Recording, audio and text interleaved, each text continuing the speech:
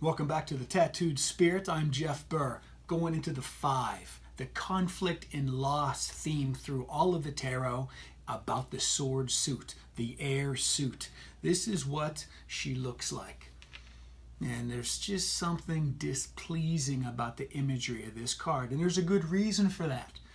Your mind thinks in images. Whenever you think of a thought or you contemplate something, you're not thinking of words or script or paragraphs or lines, maybe unless you're an editor. But generally speaking, your mind is creating pictures for you.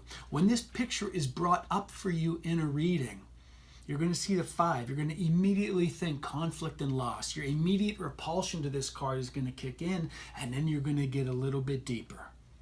Everyone's a little bit scared to talk about the conflict and loss cards. I love the opportunities that they provide for you after the situation has been removed that has no longer served you. And that's what's going on right here. Your first thought may be to identify with this particular, not sinister, but maybe a little bit of a sneaky type of character. You get that by his sharp features, the expression on his face. He's kind of holding those swords in a way that they're not really his. You're going to be identifying yourself with these 2 characters below. The one that has experienced the loss, the conflict, the defeat, the humiliation, the embarrassment, or the guilty feelings around the situation that this card presents in the reading for you, or to influence the other cards around the situation that you're inquiring about. This 5, we're going to head back. This is how, again, I'm going to keep on doing this. I kind of like the pattern that we have going here together about bringing up the cards that we already discussed and introducing the new cards that we have coming. As I said, you're to be associated with these 2 figures down here, just as if the first big 5 that we talked about, you're associated with these figures down here, looking up to that belief system, that person telling you this is the way it is, this is the way the world works, and then you decide for yourself. Remember this card, the Hierophant? This is the card that shows you that you should be questioning or perhaps looking at those belief systems that you choose to carry. Using your thinking, you choose to carry certain belief systems that serve you or not. Then you can leave them, adopt new ones, and as you change your belief systems, your life change. Clear, basic law of attraction facts. So, you're the 2 here deciding of that one above, what am I going to believe about this situation? Now the real life opportunity comes in with your thinking. How are you going to direct your thoughts after a defeat, a humiliation, the shame, the blame, the guilt that comes along with a situation that you're dealing with in your life? And there's always a shade of it somewhere, which is why this card is never a bad card to get. This card is the inspiration to move above, move beyond that loss situation.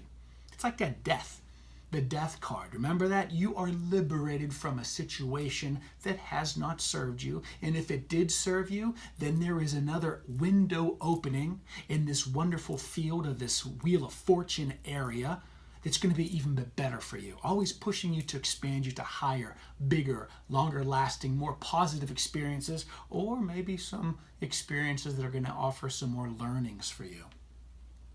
The jagged skies of this character sort of clear a little bit, or of this card, clear when you see it reversed. It's no longer just the mere fact of feeling these negative emotions around a particular situation. When it's reversed, the cloud soars, it begins to soften. And how cool is the imagery of a jagged cloud? If we're talking about the element of air, and air being your thoughts. These thoughts that are jagged to you and cause pain to you and hurt for you and speaking, they're not smooth, beautiful, puffy little white clouds. There's an edge to them. These thoughts sting and they hurt. Where in the Knight of Swords, again, this is the second time that we're talking about this along our run, also has these jagged clouds, but it's more of an optimistic turn to the sharpness of your thinking. The sharpness of the thinking here is not serving you. Allow it to dissipate. Allow this imagery of this card turning over to remind you that this loss of whatever shame, blame, fear, or guilt that you're experiencing, or anger around a thing, is softening, and you can continue to move forward like the knight, to continue using your thoughts to climb that emotional guidance scale out so that your clouds clear a little bit, so that your sky clears a little bit. To go a little deeper beneath, whenever we did that big grid of the major arcana, to go deeper, right below this card, the Hierophant, this belief system holder that you either choose to have or not have. Beneath that, right, you have it in front of your grid, is the patience and sacrifice of the Hanged Man.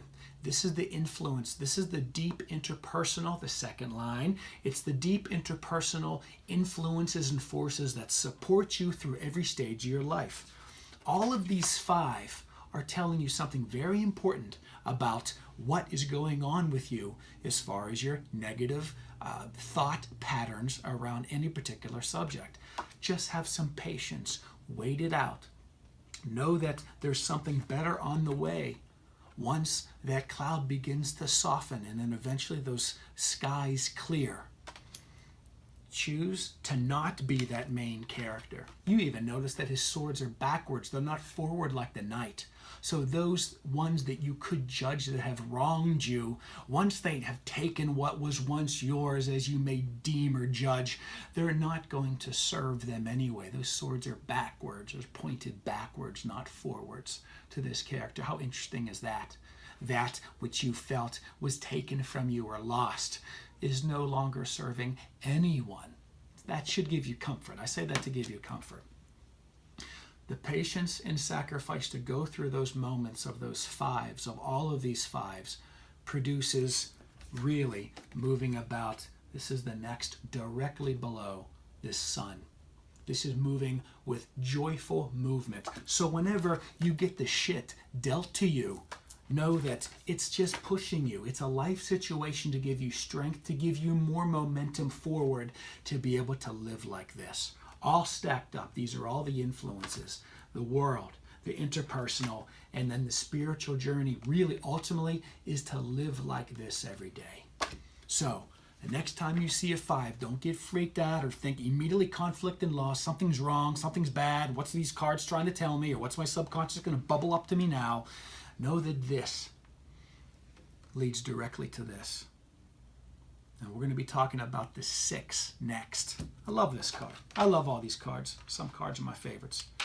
Maybe the next one is the most mysterious, the most difficult to understand, to allow to speak to you. But the basics are all the same. And we're going to get into the basics of the 6 of Swords next. Please come back.